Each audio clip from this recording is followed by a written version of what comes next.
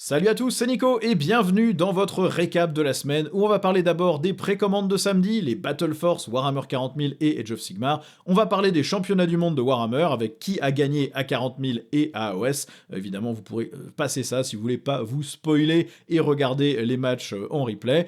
On va parler aussi des reveals qui ont été faits pendant ces championnats du monde et du fait que je suis un peu déçu à la fois de la nature des reveals, mais aussi de comment, enfin de qu'est-ce qu'ils ont donné vraiment comme nouveauté. Et puis enfin, on terminera sur ce que j'ai peint.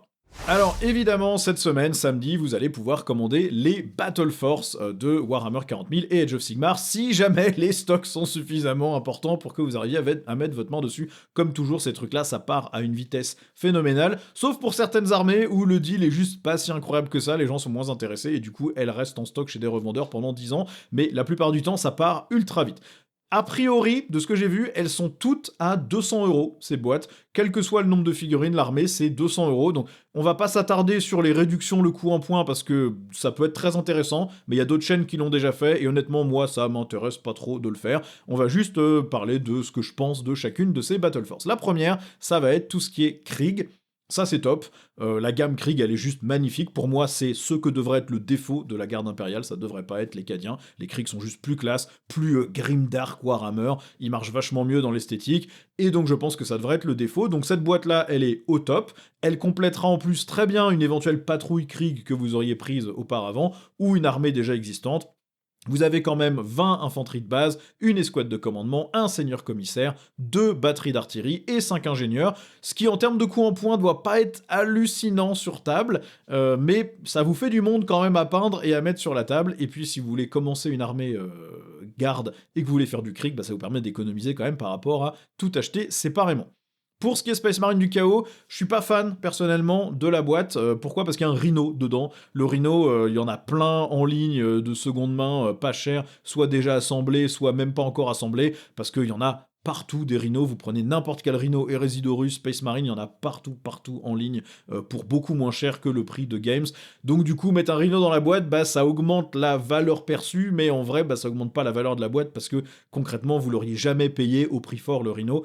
Par contre, à côté de ça, je trouve que le mélange est pas mal. Vous avez les Oblitérators et le Venom Crawler en mode machine un peu dégueu. Vous avez le Seigneur Discordant, dont la figurine est pour moi la plus belle de toute la gamme Space Marine du Chaos. Elle est juste incroyable. Elle représente tellement bien ce que c'est que ces espèces de machines démons et les Marines du Chaos. Elle est magnifique. Et en plus, les règles sont bien maintenant. Vous avez 10 Légionnaires et vous avez 5 Avoc en plus qui, de mémoire, malheureusement, ont toujours que chacun une arme différente. Il n'y a pas les 5 options d'armes pour faire les 4 mecs avec chacun la même arme, malheureusement. Donc c'est un petit peu pénible. Mais bon, j'imagine que ça s'échange sur Internet, même si tout le monde doit vouloir avoir envie de mettre les canons laser ou le lance-missile sur eux. Bref, c'est quand même une boîte pas inintéressante. Maintenant, la présence du Rhino, bon, ça donne l'impression qu'il y a plus de valeur que ce qu'il y a vraiment dedans. En plus, le kit du Rhino, il est pas tout jeune, il est pas très fun à assembler. Bref, c'est un peu dommage d'avoir mis ça dedans, je trouve que ça gâche un peu la valeur de la Battle Force. Pour l'Emperor Children, je trouve cette Battle Force pas du tout intéressante. Moi, je suis joueur Emperor Children, mais des Noise Marines, j'en ai déjà 2 escouades de 6, j'ai pas envie d'en jouer 3x6. Des Lames Infaillibles, j'en ai déjà une escouade de 6, et honnêtement, si je voulais en rajouter d'autres, j'achèterais plutôt une patrouille pour avoir encore plus d'infractors, un autre Seigneur Exultant, et en plus des Lames Infaillibles. Je pense que la plupart des joueurs qui jouent déjà Emperor Children n'ont pas besoin de cette force, parce que si vous jouez Emperor Children, vous avez probablement acheté Fulgrim à un moment, parce que c'est un peu la pièce centrale de cette armée, même s'il est pas incroyable sur la table, il est magnifique, donc vous avez envie de l'avoir. Et je pense que tout le monde a déjà bien assez de Noise Marines et de lames infaillibles, surtout si vous avez acheté une patrouille qui a déjà plein de lames infaillibles dedans.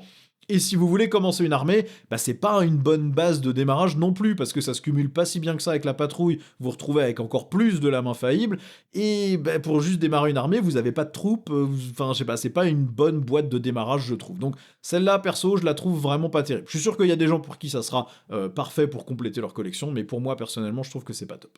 Pour les Votann, bah là je la trouve intéressante celle-là déjà parce que vous avez une partie en tout cas des nouvelles figurines qui sont sorties dans cette deuxième vague de Votann. Donc si vous n'avez pas encore investi dans cette deuxième vague, c'est l'occasion de rajouter des trucs que vous aviez pas encore dans votre armée, notamment le Capricus qui peut s'assembler en transport ou en plateforme de tir, les 2 batteries d'artillerie Bézère qui J'ai pas l'impression que sur table ça soit merveilleux, mais ça reste quand même des figurines très cool et c'est un peu de tir indirect qui peut être sympa. 10 Berserk que vous avez peut-être pas si c'est pas le volet de l'armée qui vous intéresse, mais en même temps, si c'est pas le volet qui vous intéresse, ça vous intéresse peut-être pas ici non plus.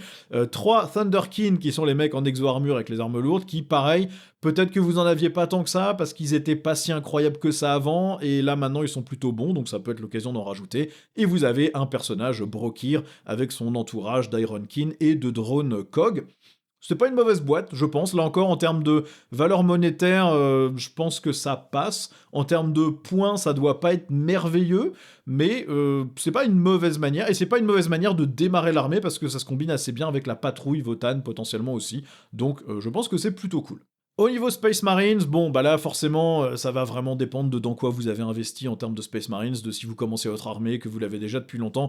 Il y a rien d'incroyablement nouveau là-dedans, c'est 5 Hellblaster, un lieutenant, 5 Sternguard, les héros de compagnie et a priori un capitaine avec, un Ballistus et un Redemptor. Pourquoi pas? Moi perso en Deathwatch, c'est pas des figurines qui m'intéressent trop, à la limite plus pour des conversions, en utilisant les corps de Sternguard pour en faire des sergents, des vétérans, des choses comme ça, utiliser les héros de compagnie, non pas comme des héros de compagnie, mais comme des pièces supplémentaires pour certaines unités. Pourquoi pas un Redemptor? Maintenant un Ballistus j'en ai déjà un, j'ai pas besoin d'un lieutenant, j'ai pas besoin d'un capitaine, j'ai pas besoin de Hellblaster, donc perso la boîte m'intéresse moyen pour mon armée Deathwatch. Maintenant, si vous avez pas trop d'élite du chapitre, comme les Dreadnoughts, comme les Sternguard, etc., pourquoi pas, la boîte peut être quand même assez cool.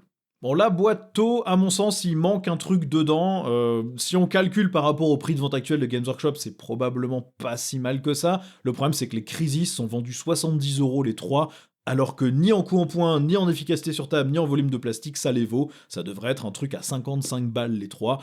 Et donc forcément, la valeur est artificiellement gonflée, je trouve. Je pense qu'ils sont pas du tout dans la bonne gamme de prix, les 3 Crisis.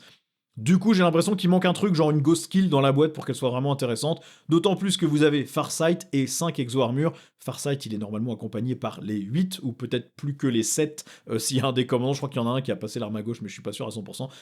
Donc là, vous avez que 5 de ses potes, et c'est pas, je sais pas, ça colle pas, je trouve qu'il y a un truc qui manque.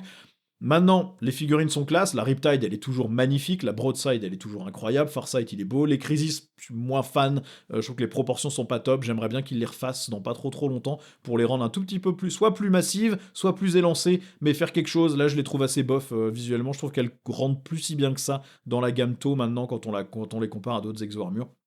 J'aurais bien aimé qu'ils mettent un truc en plus, maintenant ça reste du fantasme d'abrutis qui commandent sur internet comme moi, mais j'aurais bien aimé qu'ils mettent une petite Ghost Kill avec, ou un deuxième groupe de 3 Crisis pour vraiment gonfler le truc. Là je trouve que pour une armée que vous avez sans doute déjà une Riptide, vous avez sans doute déjà, peut-être pas assez de Broadside, mais vous avez sans doute déjà Farsight, et des Crisis vous en avez sans doute déjà aussi, donc pas si intéressant que ça pour gonfler une armée, et pour en démarrer une, bah, je sais pas si la valeur est vraiment là, parce qu'en fait, vous pouvez pas vraiment commencer à jouer avec juste ça.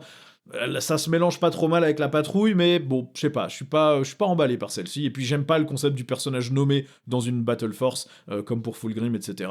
C'est des trucs que vous avez probablement déjà acheté, parce que c'est la pièce maîtresse de l'armée, si vous jouez l'armée, je sais pas, je suis pas, ou en tout cas, visuellement, c'est une belle pièce centrale, je suis pas emballé personnellement par le truc. Et en tyrannide, alors vous avez un neurotyran, vous avez un hurleur-tueur, vous avez un... comment il s'appelle celui qui pond les trucs là, le Tervigon qui peut aussi être un... comment il s'appelle? J'ai plus les noms des personnages tyrannides. Un Tyrannofex, donc soit celui qui tire, soit celui qui pond, le hurleur-tueur, le neurotyran avec ses 2 neuroloïdes, et vous avez ensuite celui-là qui est de mémoire un Maléceptor qui peut aussi être un Toxicrène, et celui-là qui est un Aruspex qui peut aussi être un Exocrine, je crois, à moins que j'ai inversé les deux. C'est peut-être plutôt celui-là qui peut être un Exocrine et celui-là qui est un Maléceptor qui peut aussi être un Toxicrène. Bref, je mélange les monstres tyrannides alors que je les ai affrontés toute l'édition, mais je me rappelle jamais de qui est quoi. Là encore, si vous êtes joueur tyrannide, vous avez eu dans la boîte de démarrage le hurleur tueur et de mémoire aussi le neurotyran qui était dans la boîte, il me semble. Du coup, pas très intéressant parce que vous avez pas forcément envie d'en avoir 2 de chaque. Peut-être. Si vous jouez pas encore Tyrannide, vous avez sans doute déjà acheté des monstres, mais vous en avez peut-être pas encore assez, donc ça peut être une bonne manière d'étoffer, en tout cas, votre armée Tyrannide sur les monstres. Je suis pas opposé à cette boîte, je la trouve pas ridicule, le concept est sympa, je sais pas si en termes de valeur ça vaut vraiment le coup, mais le concept est cool. Bref, ça c'est pour les Battle Force. Moi je suis content parce que mon portefeuille ne va du coup pas du tout chauffer sur ce Noël. Il y a rien qui me donne envie personnellement parce que soit c'est des armées que je ne joue pas, soit c'est des armées que je joue, mais le contenu de la Battle Force m'intéresse pas spécialement par rapport à ce que j'ai déjà. Donc au moins comme ça, je ne suis pas tenté de dépenser plein de fric. Maintenant, si vous êtes intéressé, faites gaffe parce que c'est le genre de truc qui part très très très vite. Donc évidemment, il va falloir se lever tôt. Notre second sujet, ça va être les championnats du monde de Warhammer. Si vous ne voulez pas vous faire spoiler qui a gagné, même si je pense que rien qu'en allant sur YouTube c'est déjà fait, mais évidemment vous pouvez passer ce chapitre et puis regarder les matchs en direct qui ont été rediffusés sur la chaîne de Warhammer. Donc évidemment je vais vous dire qui a gagné, donc si ça vous intéresse pas, vous pouvez passer au chapitre suivant. Les chapitres sont comme d'hab, là où ils sont d'habitude sur YouTube. Donc déjà, intéressant, la France arrive 3ème dans l'événement. Quand on additionne tous les points de tous les joueurs français et qu'on lisse ça sur le nombre de joueurs, ils sont 3ème. Les premiers à ex-aequo, c'est Espagne et États-Unis, sachant que c'est lissé sur tous les jeux qui étaient présents au championnat du monde. La France arrive 3ème, et la France gagne Age of Sigmar. Le duel était France contre France, on avait les villes du Fiel Obscur contre les Édonites de Slaanesh, et c'est les Édonites de Slaanesh qui ont gagné. Ce qui est sympa parce que c'est une armée qui a été un peu sous-performante à Age of Sigmar, en tout cas sur tout ce qui était tournoi. Pendant quasiment toute l'édition, il y avait vraiment qu'une manière de les jouer qui était full mortel, avec des tonnes et des tonnes d'archers. Et dans la nouvelle saison, les archers peuvent être potentiellement beaucoup moins efficaces, puisqu'en activant des sites de pouvoir, on peut rendre des objectifs occultants, ce qui fait qu'une unité qui est collée à l'objectif, potentiellement, n'est plus visible par les tirs. Et donc du coup, tout ce qui était build archer marchait moins bien. Et au final, il avait quand même pas mal d'archers, le Jean-Baptiste qui a gagné du coup cette finale. Mais il avait une liste avec Glutos, qui est cette espèce d'énorme pièce centrale AOS. Et bon, il a réussi à gagner, et c'est au top, parce que moi c'est une armée que je joue, donc c'est plutôt cool. J'irai regarder plus dans le détail sa liste de tout ce qu'il avait, pour voir un peu est-ce que c'était marrant ou est-ce que c'est juste du full turbo spam, comme malheureusement on voit souvent à Age of Sigmar en compétitif. Mais bon, c'est le cas aussi de 40 000, c'est du compétitif, on est là pour jouer ce qui gagne. À 40 000, c'est l'Admec qui remporte la victoire. Richard Sigler, donc un joueur de Art of War, la chaîne très compétitive de 40 000, avec une liste que moi je trouve personnellement plutôt cool, même sur table. De mémoire, il joue en Skitari Hunter Cohort, donc le détachement qui donne discrétion à quasiment toutes les figurines Skitari, et sauf les gros véhicules de mémoire. Qui donne le bénéfice du couvert sur certains Rustalkers et Sicariens. Et il avait une liste avec, du coup, évidemment, Belisarius Cawl pour les relances des touches, mais aussi plein de Terraxi, les deux variantes, en gros pack de 10, toujours utile pour aller spammer la table, ouvrir le jeu, etc. Plein de Rustalkers, donc ceux qui chargent et qui tapent, plein d'infiltrators qui sont maintenant très efficaces en taser, puisque c'est des attaques force 6, PA-1, dégâts 1, mais touche soutenue 2, et du coup dans la bonne doctrine Admec, il touche à 3+, et il passe à PA-2, ce qui fait que ça lave plein de trucs, et en plus il s'infiltre, et il bouge vite.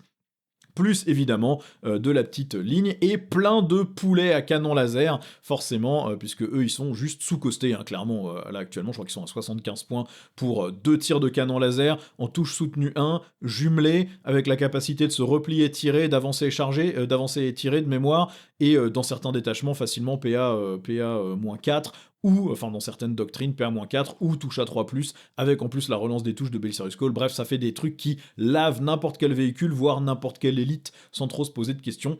Et donc évidemment là il y en avait plein.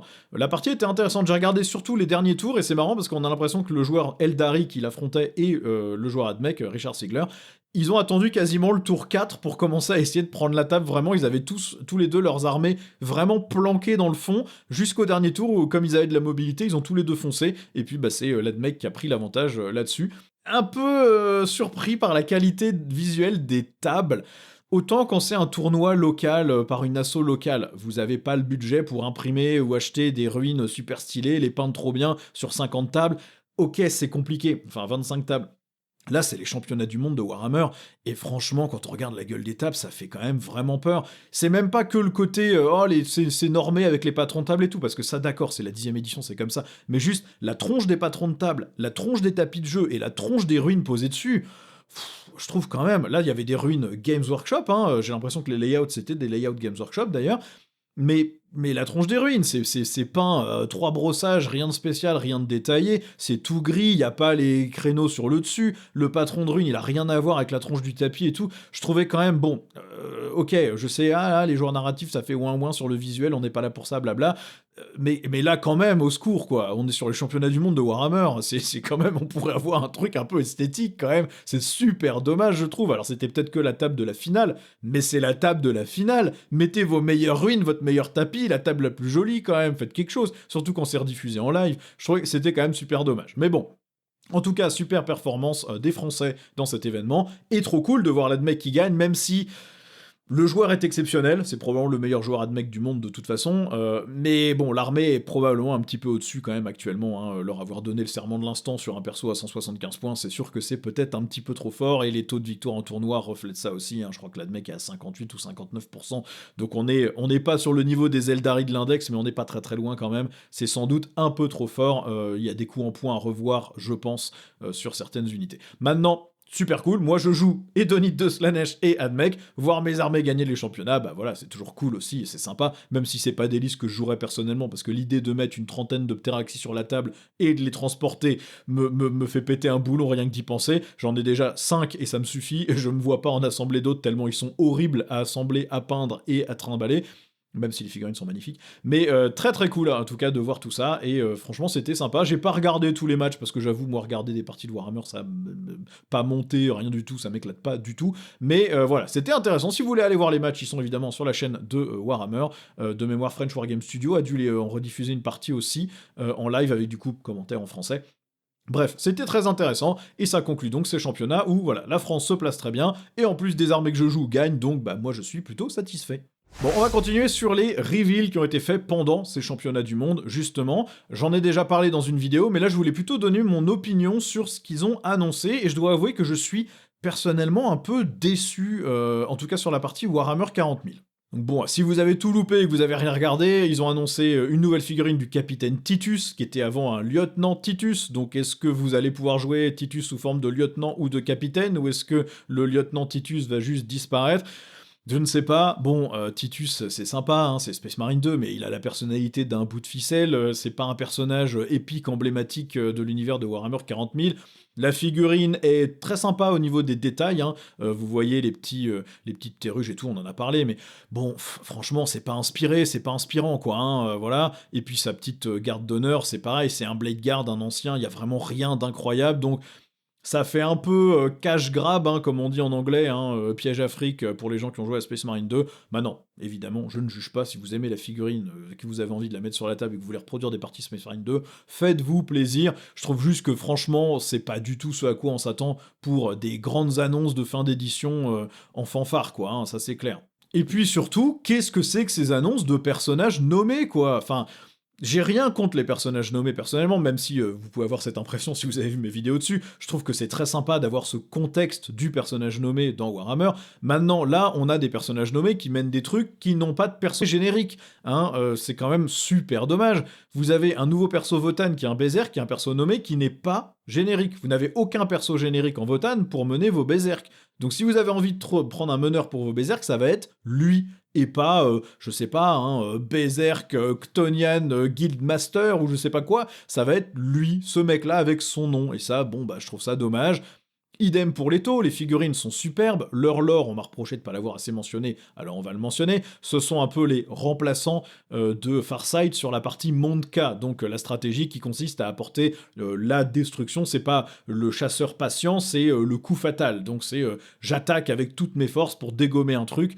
C'est eux les nouveaux représentants, ce sont des jumeaux, ils sont super stylés, ils s'appellent la lance jumelée, ou la lance jumelle, ils ont des armes qui puent la classe, des exo-armures qui puent la classe, et en plus, leur commandant à la base a perdu la vie en affrontant un patriarche Genestealer, et ils ont du coup, eux, utilisé toute leur agression pour reprendre le contrôle de la bataille, et c'est ça qui leur a permis d'être promus et de devenir les nouveaux emblèmes du monde K. Ils sont super classe, ils sont magnifiques, mais ce sont des persos nommés. Où sont les commandeurs génériques dans des armures spéciales ou les options d'armes qui sont disponibles là-dessus? Bon, je trouve ça un peu dommage. Bon, même problème pour les Nécrons. Un seigneur destroyer ophidien, ce serait incroyable, mais là c'est un personnage nommé. C'est le Nécrosaure Amentar, c'est pas un Nécrosaure, c'est le Nécrosaure. Et bah c'est dommage, pourquoi on n'a pas de personnage générique pour mener les Ophidiens? Je trouve ça dommage. Alors en termes de volume de reveal, pourquoi pas? Je veux dire, une campagne de fin d'édition, on savait que ça allait arriver. 6 nouveaux détachements, pour l'instant, Space Marine Necron, j'imagine 3 et 3, intéressant aussi, même si certains vont dire les Space Marines n'avaient pas vraiment besoin de plus de détachements, les Necrons non plus, blabla. Bon, peu importe, c'est du volume de jeu supplémentaire, ça sera disponible gratos en téléchargement, c'est cool. Des nouvelles figurines, c'est cool. Mais pourquoi faire toujours des personnages nommés? Parce qu'en plus, du coup, ça laisse à penser que peut-être c'est un truc limité dans le temps pour une campagne, au lieu d'être une addition à la gamme. Et est-ce que c'était si compliqué que ça de les prévoir en dual build, où ils faisaient le personnage nommé et le personnage générique? Bon, je sais pas, je trouve ça un peu dommage, et même financièrement pour Games Workshop, hein, produire un moule qui fait 2 personnages, ils vont vachement plus vendre de cette boîte-là que si c'est juste un personnage nommé, parce que le personnage nommé, vous l'achetez une fois. Si vous voulez le personnage nommé et l'assemblage générique, déjà chaque joueur peut potentiellement acheter la boîte 2 fois, voire plus si vous avez besoin de plusieurs exemplaires du personnage générique. Donc votre moule est vachement plus rentabilisé quand vous le faites en double build. Bref, je trouve ça un peu dommage qu'ils aient fait ça comme ça, je trouve ça un peu décevant, et bah, je trouve que le jeu s'oriente quand même beaucoup sur les personnages nommés. Là, vous regardez les listes Eldar, c'était Ranadandra non-stop, avec Likis, Fuegan, Jainzar, des fois Moganra aussi. Bref, c'est un peu décevant, je trouve, un peu dommage. Belisarius Cole dans toutes les listes Admech, bon. C'est dommage qu'on retrouve pas quand même les personnages génériques pour ceux qui veulent avoir les mêmes règles, mais pas avoir besoin de sortir la figurine avec les règles du personnage nommé. Mais ça n'est que mon opinion évidemment. Maintenant, moi je suis très content de voir que le jeu est maintenu et soutenu à des mises à jour, qu'on va avoir une campagne de fin d'édition avec à la fois une narration sur ce qui se passe, des nouvelles règles pour faire une sorte de croisade pour ceux qui aiment ce mode de jeu-là, plus des nouveaux détachements, et là il n'y a même pas besoin d'acheter les bouquins pour les avoir, plus des personnages en plus, bon bah c'est cool, mais j'aurais aimé que ces personnages en plus soient aussi une manière d'étoffer les gammes des armées, sans forcément que ça soit une datasheet de personnages épiques ou personnages nommés. Je trouve que ça aurait été une meilleure manière de faire. Bon, j'arrête de râler, on va finir avec ce que j'ai peint. Alors, cette semaine, j'ai fait 5 fléaux. Je les ai peints en fléaux à carabine, parce que j'ai déjà 2 escouades de fléaux Drukhari qui sont en arme lourde pour tirer, donc j'en ai 5 en lance des ténèbres et d'autres avec le mix d'armes, mais que je joue souvent soit en lance des ténèbres, soit en Haywire. Là, j'avais besoin de 5 fléaux à carabine, puisque c'est une nouvelle datasheet du codex qui frappe en profondeur à 6 et donne plus 1 en PA au tir sur la cible qu'ils ont touchée. Donc c'est une bonne unité à 80 points, très bonne pour faire des secondaires, pour prendre la table en ouverture, etc. Ils sont super.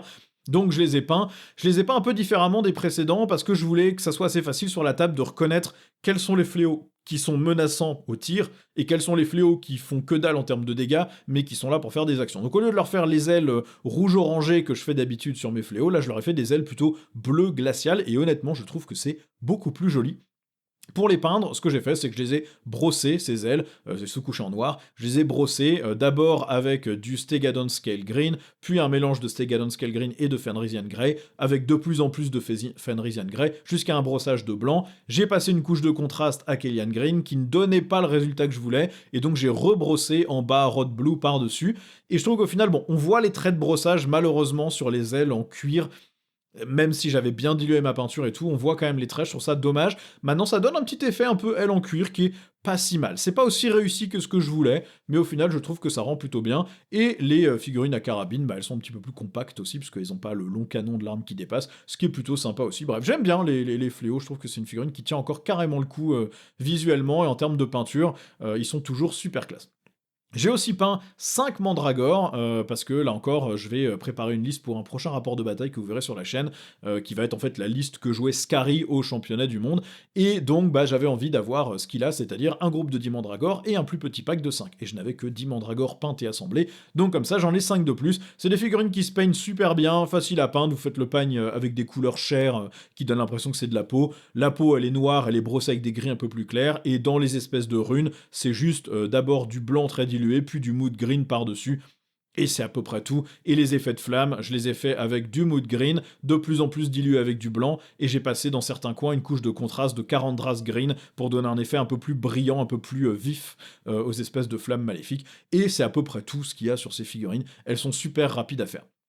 Et j'ai aussi peint un archiviste de la Death Watch, parce que j'avais cette figurine depuis un bail, et j'aime bien le mettre avec la Kill Team Fortis pour que vous ayez 10 Space Marines lambda, avec plein d'armes spéciales, mais du coup l'archiviste leur donne une invulnérable à 4, ce qui est toujours très utile pour sauvegarder la vie de vos Marines, et donc je voulais le peindre sympa. Bon, il est peint en Death Watch classique, j'ai quand même commencé à utiliser une nouvelle technique pour peindre l'armure noire, parce que j'en avais marre de juste faire de la sous-couche noire de base, donc j'ai brossé en en Corvus Black, je crois, qui est un gris très très sombre, et ensuite j'ai dilué un peu de ce même gris avec un peu de Phanarisian Grey, et j'ai refait un brossage plus léger sur vraiment les zones qui attrapent la lumière, et ça donne un tout petit peu plus de profondeur à l'armure. Ça se remarque peut-être pas trop sur la vidéo, mais ça donne un peu plus de profondeur à l'armure, et voilà. Et l'épée, c'est du vert cabalite, du vert sybarite, et une petite couche de contraste de Karandras Green aussi sur les effets verts, pour donner un côté un petit peu plus brillant, pour donner l'impression que c'est une épée, peut-être un peu une épée de force, mais bidouillée bizarre, un peu Xenos, pour pas juste faire l'effet épée bleue.